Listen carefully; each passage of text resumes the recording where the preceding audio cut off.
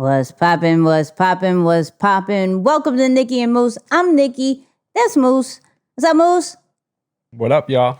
Listen, shout out to everybody who is watching or listening to this. We truly, truly appreciate it. No matter where you're doing this from, Facebook, YouTube, the podcast world, we appreciate you. We love you. Moose, how you feeling? Oh, pretty good. Pretty good. Excited to get this one underway with the one and only Floyd Mayweather, you know? It's gonna be fun. I mean, TMT, hard work, dedication. Look, I am a big fan of Floyd. Huge fan when he was boxing. Yeah, he has some controversy things, but I think his career overall is amazing, and we have to talk about it from a standpoint of who he is and what he's done with his career afterwards or even during. So we're not going to go too much into as far as his boxing skills and everything like that, but Floyd has made a incredible brand, incredible businesses, several.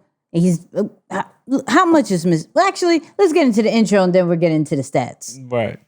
Two kids from Queens, cut from a different cloth. Now joining forces, helping you to elevate your personal brand. Yeah, I'm talking about Nicky and Moose, bringing you a never-before-seen perspective into the mindset, the mentality, the behaviors, the driving force, but more importantly, the stories behind the people and brands that you know and love the most.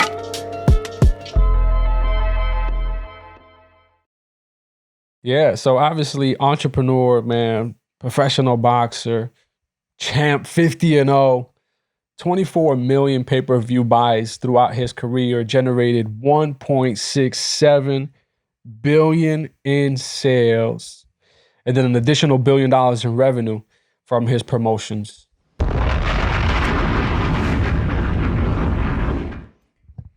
Sheesh. Now, say what you want about my man. He has created an amazing career. Undefeated. Sure. I don't care what you say about him. Yeah. These are facts. He is undefeated.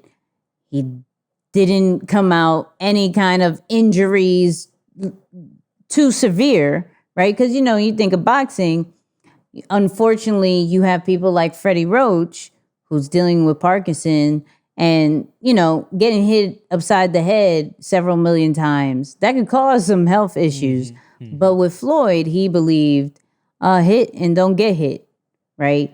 He made smart moves not only inside the ring, but outside the ring. And we're going to get a lot into that. But let's bring it back a little bit of what actually created this drive, this hard work, dedication kind of mindset, and how it really affected him throughout his whole career.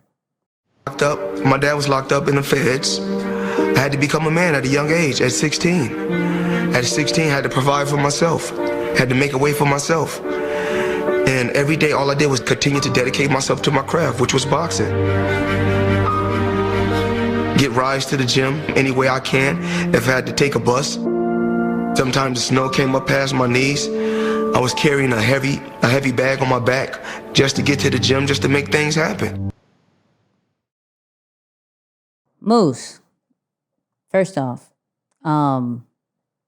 this is going to be my question. And actually, let's start this off right. I messed up again. I always do this. So, if you are new, a vet, it doesn't matter.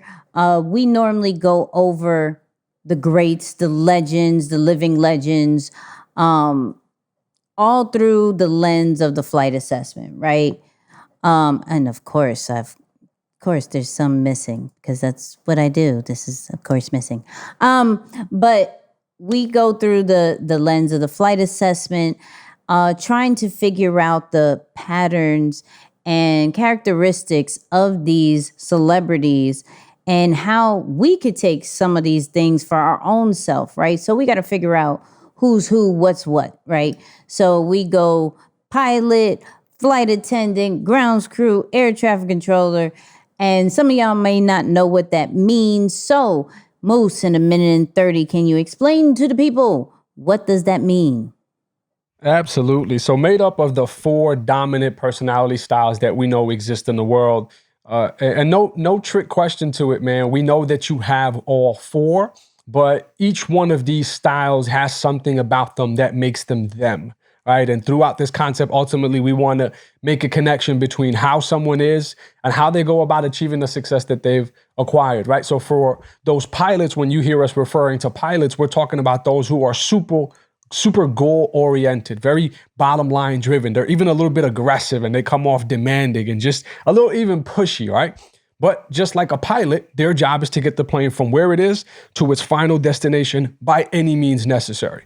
But then next, when you are getting onto your flight or onto the plane, next person you meet after you pass the pilot is the flight attendant, right? Now, these individuals are a lot more about the people, right? They are about making sure that there is a emotional connection, that they're building a relationship with you, that you're having a phenomenal experience. So flight attendants are generally those who want to bring people together and show you a good time and them having a good time. And then next, when you're at your seat, you look out the window. If you're by the window seat, you're going to see people in orange, blue, or even green vests that are putting bags onto the plane, helping the plane get onto the runway, to the gate, right? They have their hands in a lot of different places. But those grounds crew that we refer to are those individuals who are very loyal to a vision. They have their hands in a lot of different places throughout the operation, but they're really the glue that keeps everything together. And they're relatively flexible in their approach. So if something has to go this way, but it can't, they'll just kind of quickly make an adjustment, pivot, and keep going. And then last but not least, obviously, is the air traffic control. You don't see them, you don't hear them per se, but you hear about them, right? Before a pilot will take off, you'll often hear them say, air traffic control said we're next in line, or we have to wait a couple minutes. So usually these people are in the background. They like to work with strategy and systems. They like to pay attention to fine details. They're critical thinkers by nature, and that's what makes them them. So in combination, that's what you have. So definitely start commenting. What do you think Floyd Mayweather is, whether he's a pilot, flight attendant, grounds crew, air traffic controller, whatever you think. And we're going to break it down as we get through it, right? So, Moose, now that we just kind of broke that down for people, I want to know, because we saw that, because his dad had gotten into some trouble early and he felt like he had to be the man in the house, which all of a sudden build this drive that he has. Like for all the Floyd fans, the most famous chant is hard work, dedication. It didn't matter rain, sleet, snow, hail. He was going to get to that gym, and he's carried this same mindset for the longest. Now, my question to you is, based off the flight assessment, right? Because we're given certain results based off our answers, but how important or non-important is that background, your actual personal life, how you grew up? How does that play a part of who you are and maybe even the results of this assessment? Oh, for sure. So it's going to play a significant part, if I'm being honest, right? Because oftentimes we're not so much really focused on who you are. We're really focused on how you became the way you are, right? Like your specific reactions or triggers or your responses or just your perspective and your overall approach to how you see the world. We really help you to identify, how did that get programmed into you, right? Like that wasn't by accident. That didn't just come around by chance. It happened because of how you were trained or the type of environment or the influences that you see or saw growing up. So when we look at what you score, we look at the report and we listen to someone like Floyd kind of explain his experience, you can really see how that upbringing has wired in him a specific response, and it gives almost a bias or a heavy reliance on hard work, on pushing yourself, on making sure you go the extra step, that you take the path of most resistance as opposed to, going in the area of least resistance or taking the easy way out. So I would say definitely, while we can't guarantee that is the only thing that attributes to his success, like we talked about, before, you can't say that just because someone had a rough experience, they're going to be successful. And just because someone grew up in abundance, they're going to be lazy or they don't like to work hard, right? That's not something that we can go as far into and talk about. But definitely with Floyd Mayweather especially, you can just see it in his wirings and just how he's been able to prolong that for so long. That was definitely one of those survivor of the fittest type mentality or reactions that he kind of took with him and continued to build on it in every area or every step of his career. So, what do you think? So we saw that he had the issues with his dad, clearly his upbringing.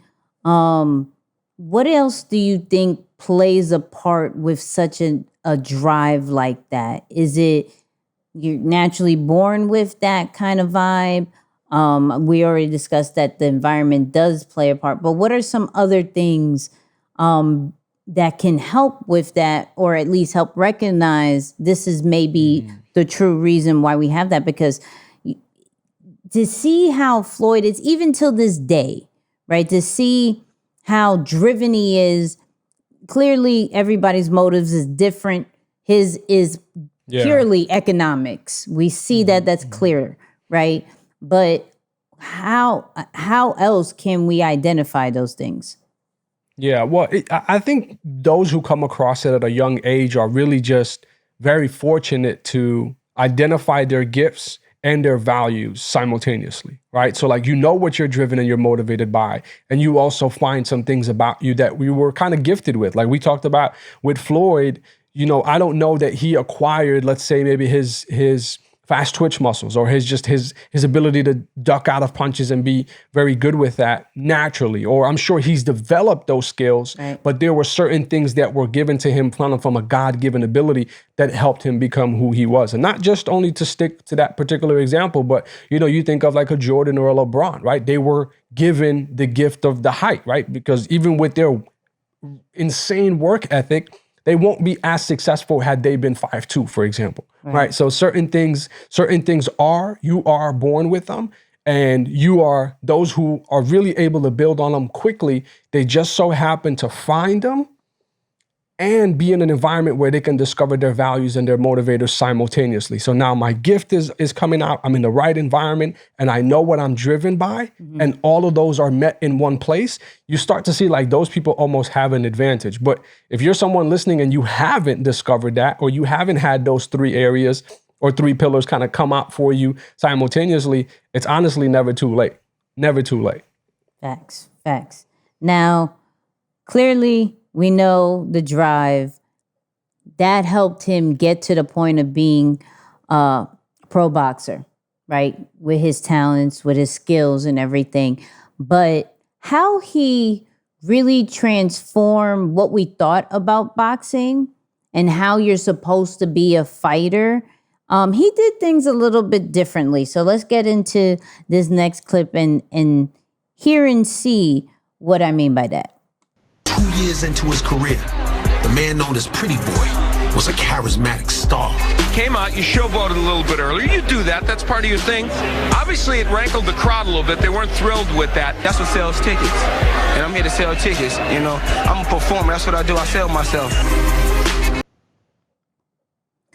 So what's crazy to me with that is like, when we think of sports, we don't necessarily think them as a, personality, right? Besides wrestling, I think, is the only one but that's really, wrestling is purely fake and a storyline anyways. But you think of basketball players, football players, baseball players, they're not really known as per se a character or a brand.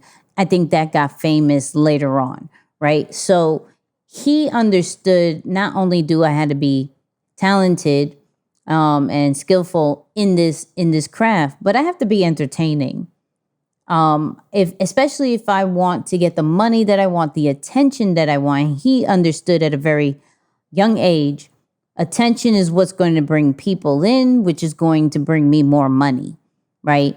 So he went a different, where some people had the good guy kind of status. He kind of went with the bad guy, flashy, confidence out to the roof, cursing out everybody, making a whole show. And even if you think about some of the ways that he did his press tours, right? Even from Pacquiao to Conor McGregor and all that stuff, they were all like mini shows, right? Why? And how he went on different press tours where other people, they didn't promote like that. There wasn't a press run for majority of the fights. I believe he was one of the very few that happened from state to state to state. Now, was there an opening press release? Absolutely. But how he did it, how he made it a tour, and how he put a show on for each and every single solitary one. There was a entrance, there was a standoff, there was commentary, there was giveaways. The press runs was an event. Like I went to the one with him and Canelo in Times Square. And oh wow. Yeah, that was a whole vibe. De La Hoya was there and everything, but it was a show. Right? And he was very good at that. I guess my question to you, Moose, is how important do you think when it comes to what you're doing, it is important to make yourself stand out from the crowd, even though you can be making great money being the normal status, right? Yeah. At what level do you know, I need to stand out a little bit more because I need to make more money or get more exposure or whatever that kind of looked like? Yeah. So when you look at, and I want to take it in this direction so that it can really kind of click for those who are across various industries or verticals. When you look at traditionally how humans have learned or have been entertained, it's always been through some form of storytelling, right? There's a narrative that has been told that you're attracted, and you know that there are certain people that are going to play various characters, especially at the highest levels with professional sports. What is the root of professional sports? For the viewers, it's entertainment. It's a form of entertainment. Yes, you're passionate about it. You have a raging fan base that really is diehard fans for specific teams and their cities, but ultimately it is a form of entertainment, right? Really the ones benefiting from it feeds their financial pockets, but also their passions or their fuel because they grew up playing the game are the athletes. Mm-hmm. So when you think of it from Floyd Mayweather's standpoint and why he took on the approach that he took, you got to go back to that time when he was coming up, right? During that time, who was the prime boxer? Oscar De La Hoya, right? And you think of the storyline or the narrative around him specifically was his mother was diagnosed with cancer and unfortunately she passed. Mm-hmm. And he was the hero, at least portrayed as such, the hero who was able to go on a run for the title and win despite having to deal with those personal challenges. So automatically the fan base responded to that narrative as like, man, that's our hero. Yeah. That's our protagonist. So now here comes Mayweather literally at the same exact time with the protagonist character already taken. Now, when you think of movies and the storyline, you see that the villain really gets just as much airtime as the protagonist does. Like the main character, Batman is going to get a lot of airtime, but guess what? The Joker is going to get a good amount of airtime too, because he's right there in it, or they need each other to make the movie work. So I think what Mayweather did and was very strategic, because again, this was before the information era was available. Like this was before really the internet had taken off and information and education was available for free on platforms like YouTube and Instagram and all these areas. And he has the intellect and the wisdom to say, you know what? The wittiness really, if he's going to be the good guy, I'm going to be the bad guy. And I'm going to make the bad guy cool. So that is his approach to get the airtime. And then people were going, if you think about it, they were going really to see him lose more than they were going in support of him. But who was benefiting financially at the end of the day? you know, him and his Absolutely. promotional company. So I think that was the unique thing that really made him different, and eventually ended up getting him an opportunity to fight Oscar De La Hoya. And that was a big thing that set him apart as well. So actually, I wanted to kind of spin it back to you from, you know, a branding perspective. When we think of storytelling, narratives, main characters, do you think from your experience that this type of mentality can still be taken into industries today, right? Where you may set up your personal brand Yep. to play the role of the villain as opposed to the protagonist until you catch up to your competitors in a way. And then I'm not saying don't be the troll, right? Like I don't ever want someone. I mean, I know that's a strategy too, but I'm just saying, do you think that? Played yourself. Yeah. For real. But do you think that could be an approach taken to personal brands? Like as we're able to identify that was technically the approach that Floyd took in his success? I think it depends on the industry. I think it definitely still could play a role with some things. To be honest with you, it plays a role in politics. To be honest with you, it definitely plays a role in sports. There's certain industries that has to go, that makes it interesting with storyline. And you have to pick what character you want to be. And we already know the starring roles are normally heroes and villains, right? You don't get a starring role being a supportive cast member, you know? So for within boxing, yeah, you'll get some credit being a coach, but you won't be the star, right? Yes, you can win a bunch of fights, but if you have no personality, if you don't have a storyline, if you don't have a type of personality that attracts other people, then you just look like an average fighter, regardless of how good you are, right?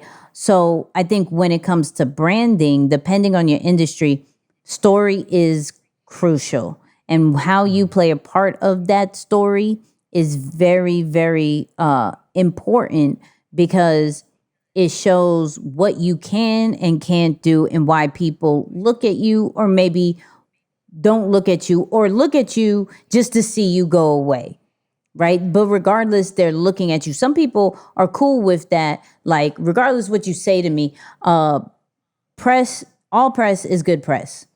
Like, there's no such thing as bad press, because you're talking about me, right?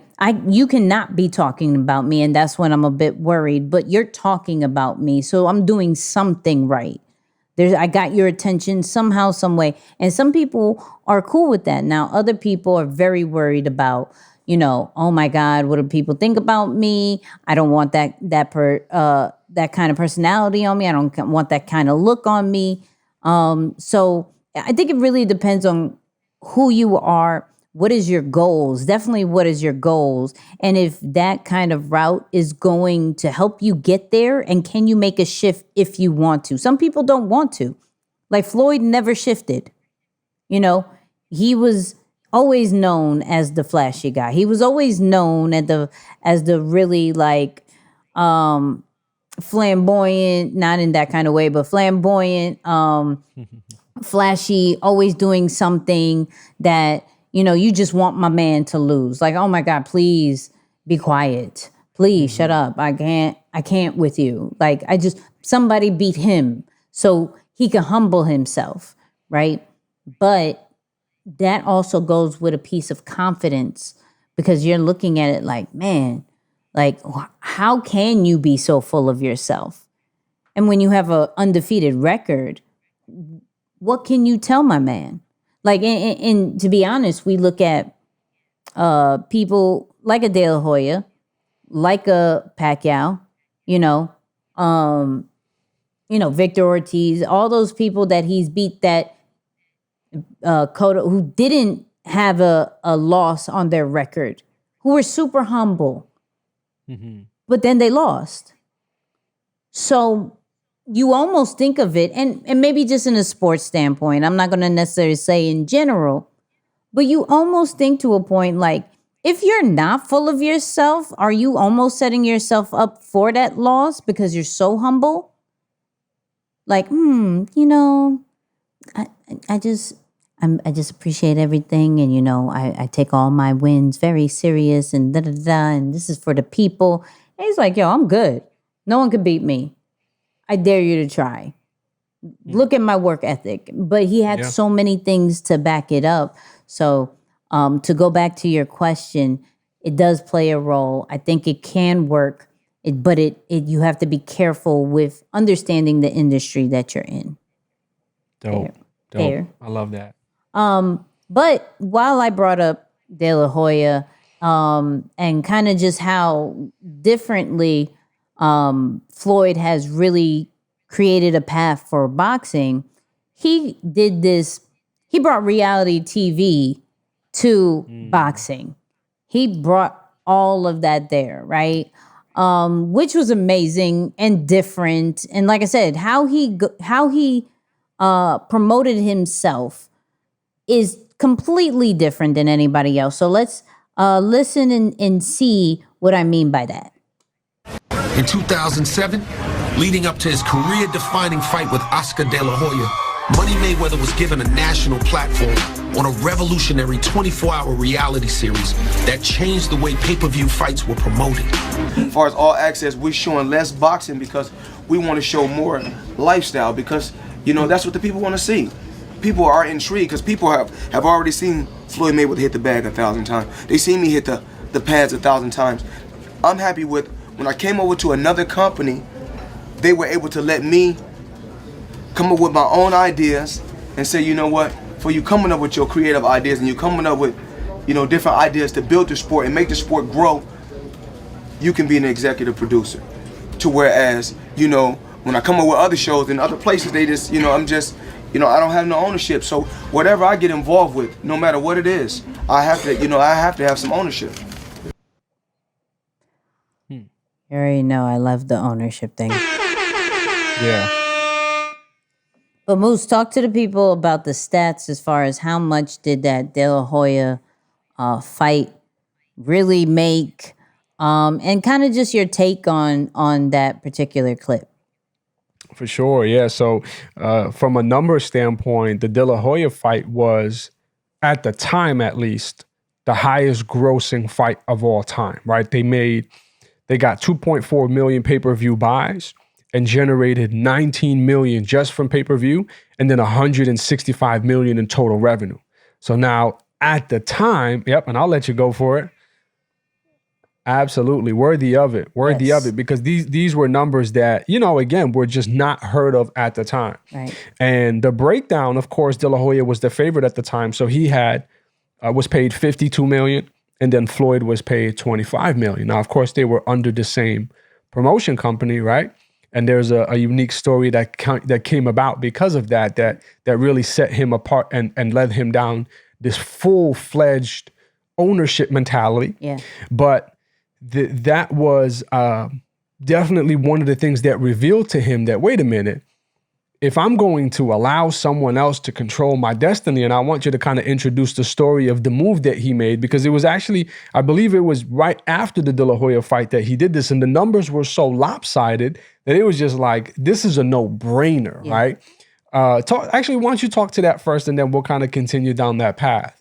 So the setup was Floyd and De La Hoya was actually on the same promotion company, Top Rank, right? However, Floyd wasn't getting the looks that he wants because De La Hoya was the golden boy. Clearly, the golden boy. He was the hero of the company. He was getting the best fights as often, or as least that he wanted to fight, getting all the promotion money, everything like that, right? So finally, he got off the off Top Rank, right? And he created his own promotion, which was Mayweather Promotions, right? So everything that was coming to him based off venue, based off concession stands, pay-per-view, merch, all that great stuff was finally going to him, how he positioned himself. He was really big on ownership, right? And how he creates his promotions. So when you look at back then, it was because he was on HBO, it was 24/7, right? That was the very first one. And they did that with De La Hoya. The first one was all about the training camps, boxing, the backstory, all that great stuff leading up to it. And it was the first of its kind. However, something happened to the point where he wasn't getting the creative control that he wanted to. So later on, they shifted to Showtime. Do you have those numbers? I wasn't really sure if you had those numbers. The Showtime one? Yeah. But and just let me add this part in here because this part was critical that put him in position to negotiate that deal with Showtime. Mm-hmm. It's him buying out his contract. Yeah. Right, from his current promoter. So he pays $750,000 to his current promoter, which at the time was managing both him and De La Hoya. Yep. And he breaks free. Now he's independent. And he does something that really was not done before, because if you think about it, and I'm sure people in musicians will relate to this concept. It's like you look for an agency to represent you or to a label to kind of sign you, right? It's the same concept. Think of a professional athlete if a team doesn't draft you. Same mentality. He says, no, I want to be undrafted. I want to be unsigned, basically. I want to be a free agent. Yep. Purchases his freedom for $750,000, and then he goes on to strike a deal with Showtime. It was a 10-fight deal for nearly $600 million. And guess what? They give him 50% ownership in that deal because he had his freedom. So he's able to negotiate some serious leverage because he took on such great risk.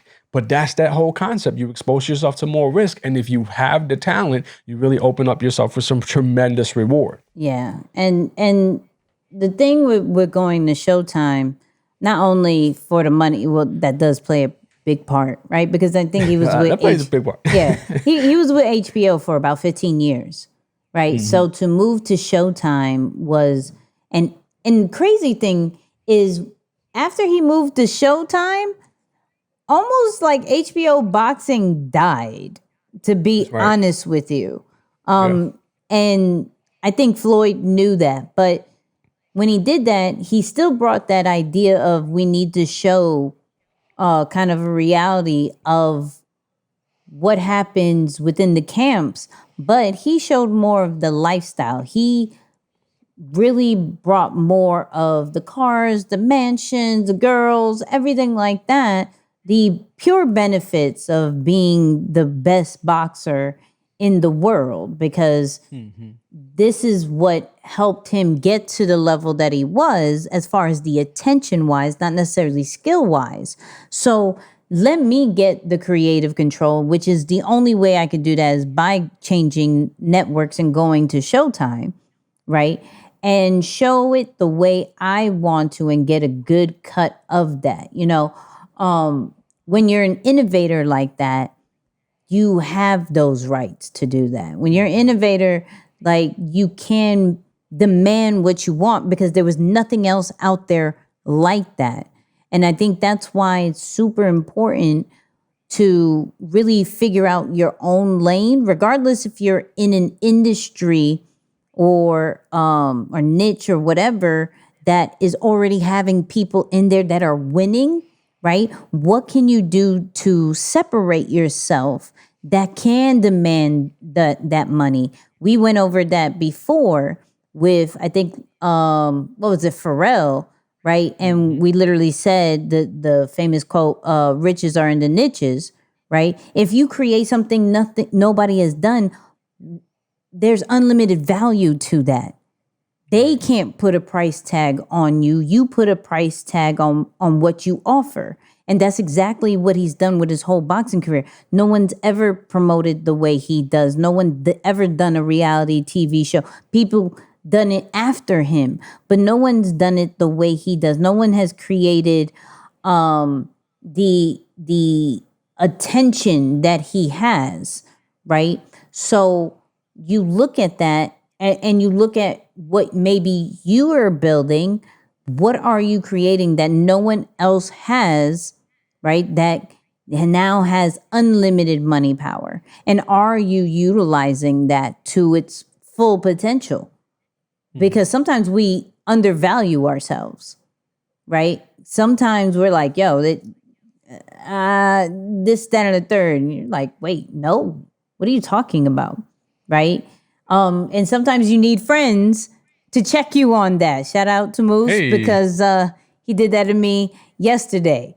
But that's the thing. When you have that personality, that product, that service that no one else can match, right? That comes with a price tag that you put, not them. Yeah, absolutely. I was going to say, as long as you have the demand, you're able to use that as leverage because he's in demand enough where Showtime would be lucky to have him. The crazy thing is that some of their executives went on record saying that we are happy to give him that amount because they were in question, like, are you sure you're going to give an athlete 50% of their contract? Right. And they said, you know, they still saw the value. So think about it. You have to be and create such high demand that somebody is willingly able to give you the 50%. And on top of it, they're saying, okay, we'll give you the creative freedom as well. So I think that was one of the things that from a reality situation, why isn't Floyd looked at as crazy when he went to negotiate that deal? He had the demand to leverage. Right. Yeah. So let's get into the business side real quick. Just because, like we mentioned earlier, he's not only made smart moves inside the ring, but he made smart moves outside the ring, which is very important when it comes to careers like sports. You know, that has a time period, right? I'm not going to say a short or long time. I'm just saying it has a time period. It will end, right? You cannot play ball or box or for the longest time. I think maybe golf is the longest career you can have, but neither that. I don't know if a 90-year-old is still golfing like he did before. I'm just saying, you know, I haven't seen one yet, you know? So this is what he talks about when he talks about his investments. And my money is still making money. And as far as in real estate, I made smart investments. And you know, I got somewhere upwards of 1.2 billion in real estate as of right now. But just smart investments. Like I said before, I'm just truly blessed, and I'm thankful for all the people that went out and bought pay-per-view all those years. What about the TMT gear? That's selling great. I think right now with the money team and the movement, we're making $10 to $20 million a year, and that's just all online.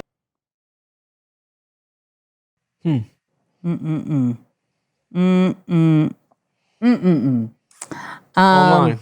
Huh? Online income. I said online. I like that part. Online. Listen. First off, I am a proud Hello. Yes, we're here. Hello. Hilarious. I will say that I have several hats and shirts from TMT. Just because You contributed to that 10 I mil, definitely is what you're did. saying. You know who had Cool. a Just lot wanted of to my money? A lot of my money. Not only now Marathon, but TMT and G Unit. Really? G Unit had yes. G Unit had all my money. G Unit had sneakers, hats, shirts, underwear, everything G Unit had. Yes, I'm being honest. I bought them. I got everything G Unit. I promise you I did. Floyd, I bought majority of it. Now, there was this fire tracksuit that I wanted, but my man, he made that much money because he charges. Like, really? Wow. Like premium charging for these shirts and these hats that don't cost that much. Was the quality good though? Like, was it still good quality, It's or was okay. it the 2-time wear type of? No, it's okay. It's all right. I don't know if it's like Yeah. But it's cool. Like, it's still lasting. So I bought this for a long time ago, and the hats are still good.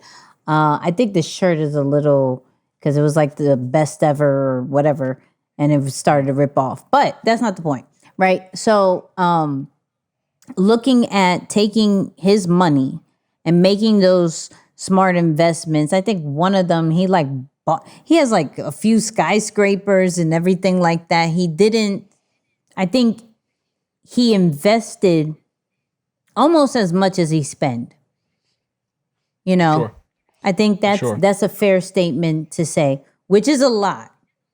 Okay, which is a lot. Some people will buy more than they invest, or invest and wait till like they're 80 something to enjoy it, right? So I think Floyd does honestly a healthy balance of investing and spending. Like, I have one life to live, but I do have kids, you know? So I think that's very smart. But one thing that I do like about Floyd is that not only does he make investments within himself and his family, he makes investments within his team, right? And I think that plays a good part when it comes to leadership, you know? Understanding, especially in the kind of role that he's in, where it's like, you know, your career isn't forever. And you know, you have certain people who make your career work. But when you hang up the gloves, then what? And he took that and was like, you know what? Let's each one of you have a business, right? Yeah. Let's each one of you have a business. I think that's, for me, I think that's more than just giving you the opportunity and the time.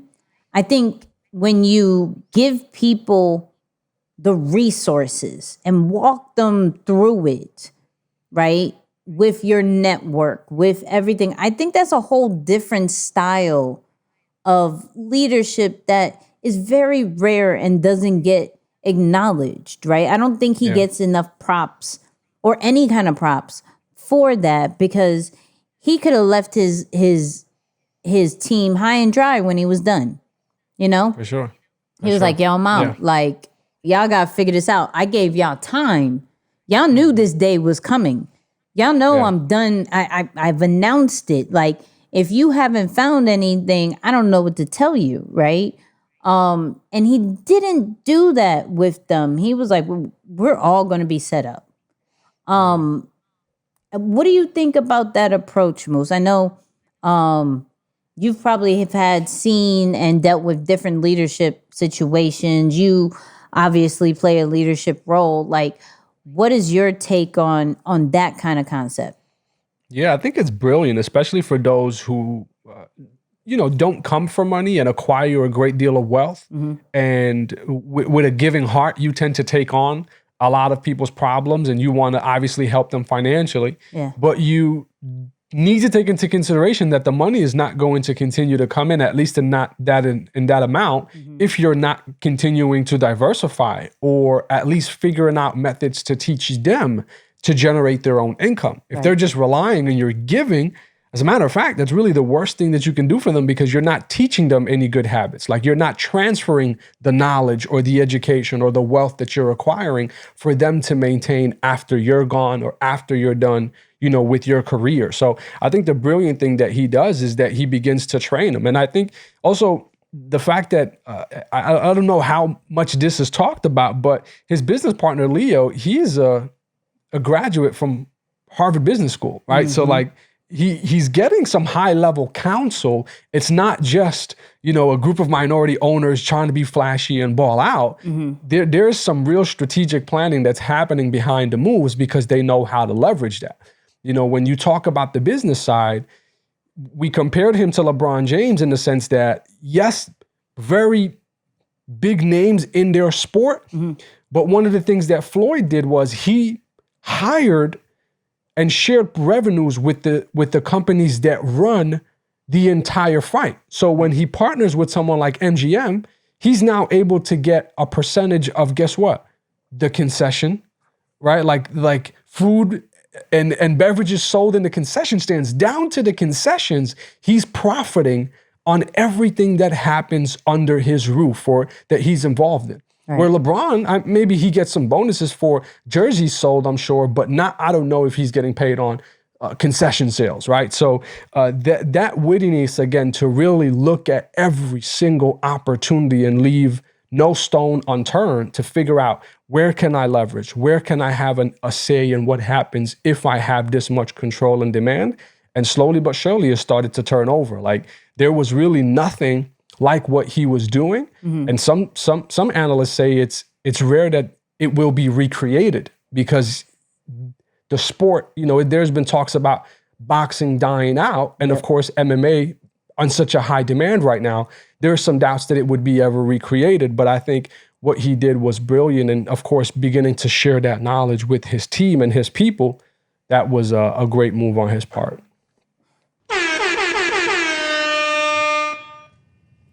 Floyd is rich.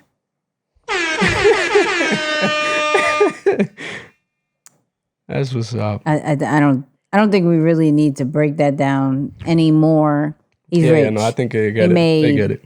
He made a lot of money doing what we continue to hear, like real estate, opening up different businesses, online businesses. I mean, if all these greats continue to do it, why haven't you? Right. But I do have a question. Okay, I do have a question. Now,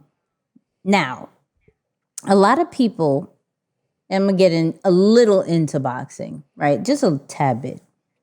Okay. So do you think that the way the people that he fought, was that a disservice for the craft, to the sport, or was it strictly business and the craft doesn't even matter because of the result that happened, which is a flawless record and millions and highest paying athlete for several years, and his children's thought of a child's dog is perfectly fine for the coming years. Like, yeah, there's been so many controversies about how he got to that, to that record. And I just wanted your take on, does that do a disservice, or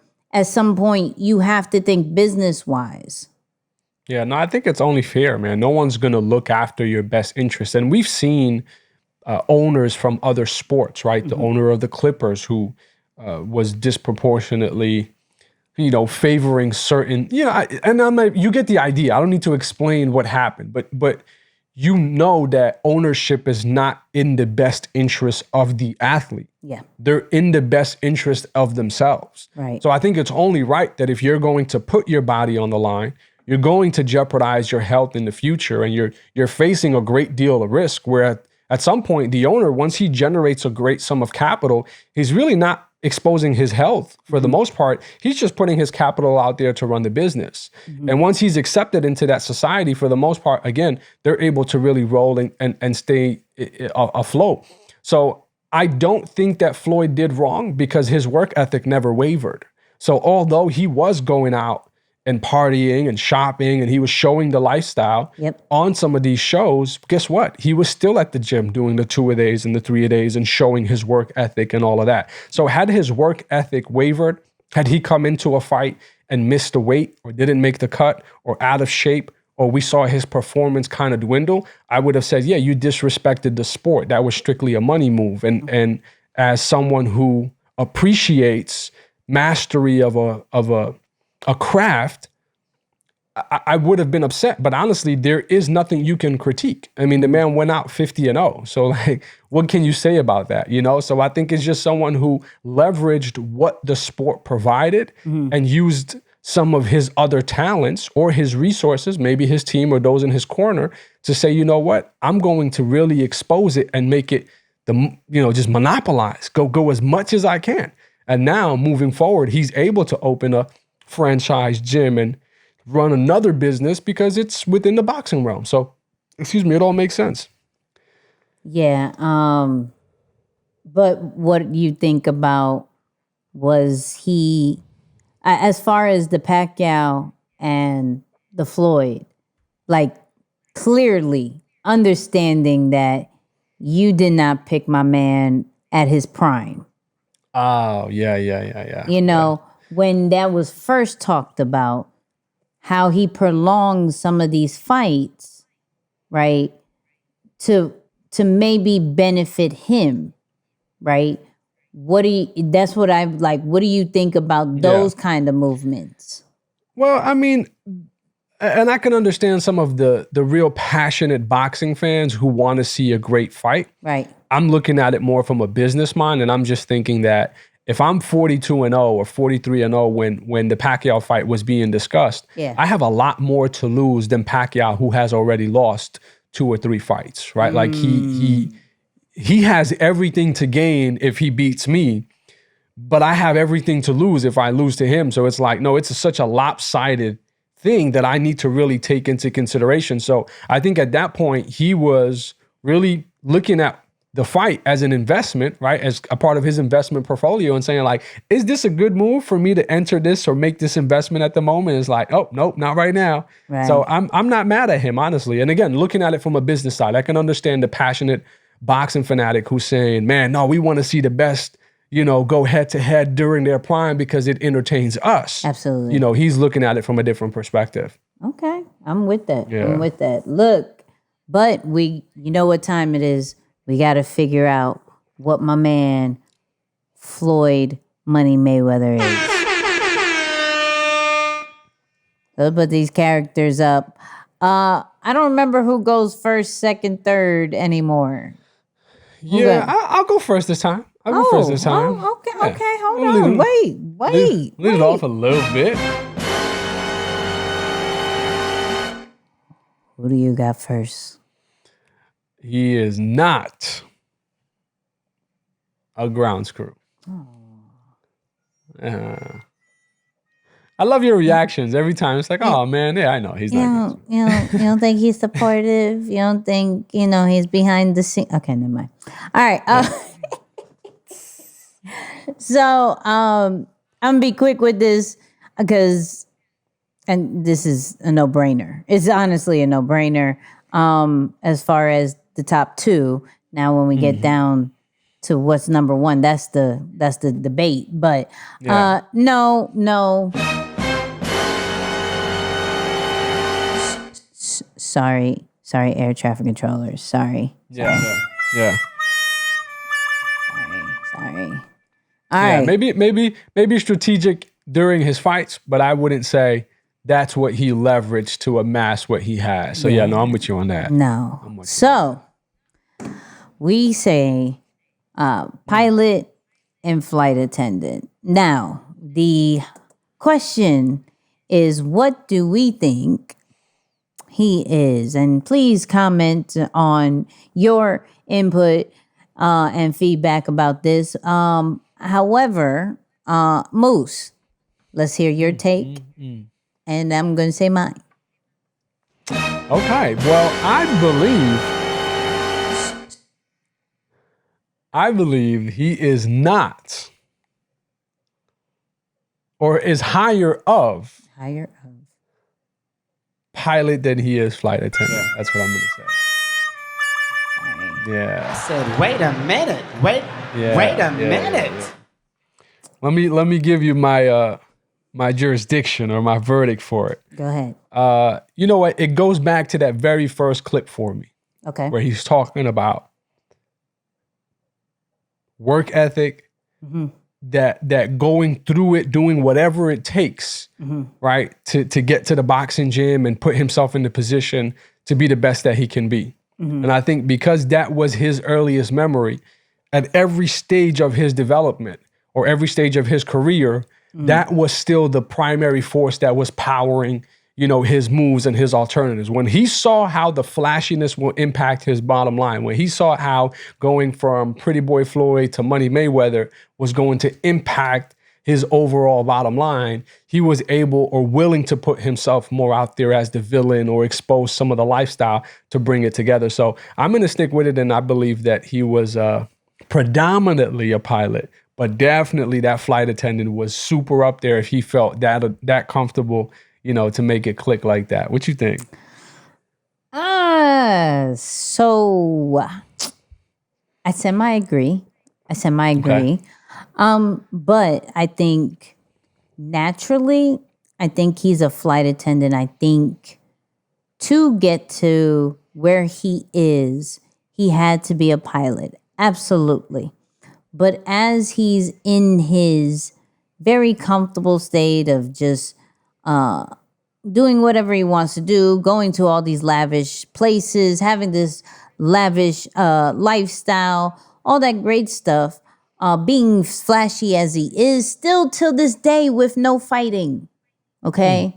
I think between fashion, between his character, like his personality, I believe his flight attendant hits a little bit more, I think, to get the job done. I think it's either even or maybe just a little bit more of flight attendant, just because he has to make the decisions. He's big on clearly economics and trying to figure out how to get the bag and everything. But my man has way too much fun.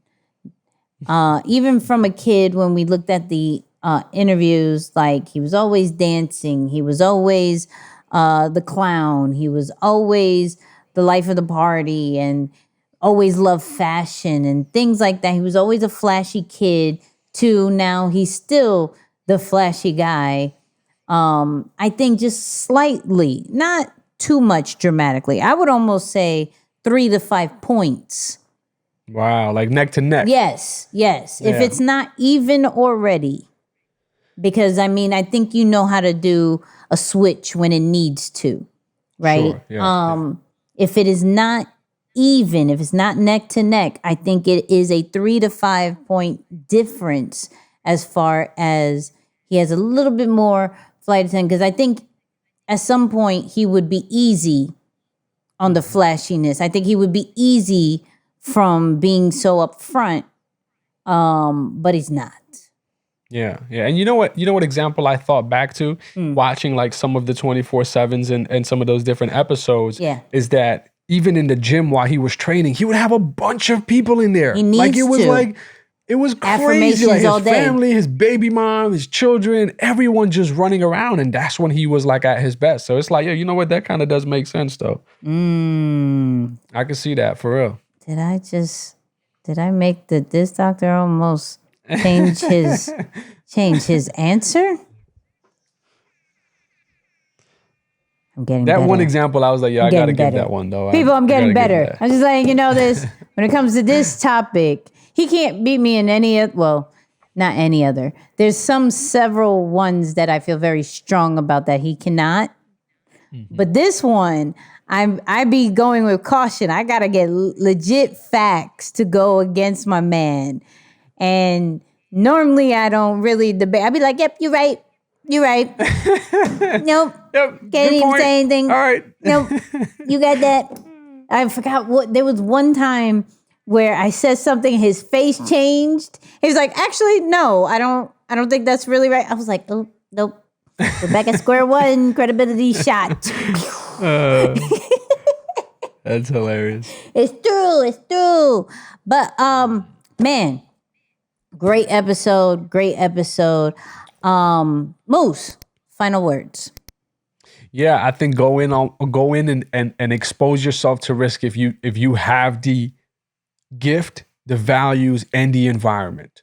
Right? Like if you've identified your gift and you know what it is, you're motivated to use it in a way that your culture or your environment needs it, you should feel very comfortable exposing yourself to maximum risk and betting on yourself. Now, I'm not saying go out there and spend $1 million on a pair of shoes. I'm not saying that type of risk. I'm talking about really saying, I'm going to bet on myself. I'm going to buy, full ownership to be able to promote myself. I'm going to negotiate my deals. I'm going to look for ways to capitalize and expose myself to risk, because with those 3 things in alignment, your demand is only a matter of time before it comes and pops through. And that is ultimately really the formula for Floyd's success.